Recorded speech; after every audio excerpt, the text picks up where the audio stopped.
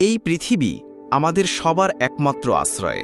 বিশাল মহাকাশের মাঝে নীলাভ এই ছোট্ট গ্রহটাই আমাদের জীবন, আমাদের গল্প, আমাদের ভবিষ্যৎ।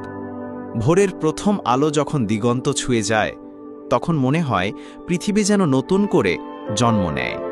শিশির ভেজা ঘাস, পাখির কলতান আর নির্মল আকাশ সব মিলিয়ে শুরু হয় এক অপূর্ব সকাল। দিনের পর দিন, ঋতুর পর ঋতু, প্রকৃতি তার নিজস্ব ছন্দে সাজিয়ে রাখে পৃথিবীর রূপ। জল পৃথিবীর প্রাণ। নদীর স্রোত, পাহাড়ে ঝর্ণার কলকল ধ্বনি কিংবা সমুদ্রের গর্জন সবই আমাদের মনে করিয়ে দেয় জীবনের প্রতিটি ধাপে পানির গুরুত্ব কতটা। এক ফোঁটা জলের মধ্যে লুকিয়ে আছে প্রাণের রহস্য।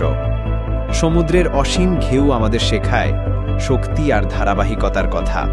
প্রকৃতির প্রতিটি প্রবাহ আসলে জীবনের প্রতীক। পাহাড় প্রকৃতির মহিমাকে আরও গৌরবান্বিত করে তোলে। বরফে ঢাকা চূড়া কিংবা সবুজ উপত্যকা, প্রতিটি দৃশ্যই যেন এক একটি শিল্পকর্ম। আর বনভূমি হল পৃথিবীর শ্বাস প্রশ্বাস। এখানে জন্ম নেয় অক্সিজেন, আশ্রয় পায় অসংখ্য প্রাণী। গাছের সবুজ পত্রপল্লব, পাখির কিচিরমিচির আর পশু পাখির স্বাধীন দৌড়ঝাঁপ পৃথিবীকে করে তোলে এক জীবন্ত কবিতা। পৃথিবীর সৌন্দর্য কেবল এক রঙে নয়, নানা বৈচিত্র্যে ভরা। মরুভূমির বালুকায় সূর্যাস্তের সময় লাল আভা কিংবা সমুদ্র তটে ঢেউয়ের অনবরত খেলা, সবকিছুই আমাদের বিস্মিত করে। প্রতিটি জায়গা, প্রতিটি কোণার নিজস্ব সৌন্দর্য আছে, যা আমাদের চোখকে প্রশান্তি দেয়, মনকে শান্ত করে। ঋতুর পরিবর্তন পৃথিবীকে করে তোলে আরও বর্ণময়।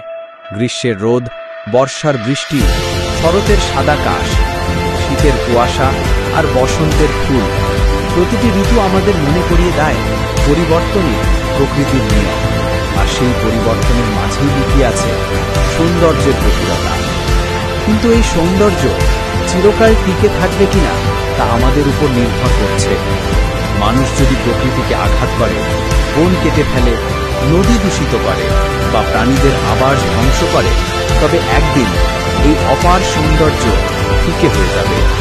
পৃথিবীকে রক্ষা করা মানে আমাদের ভবিষ্যৎকে রক্ষা করা। পৃথিবী আসলে এক বিশাল কবিতা।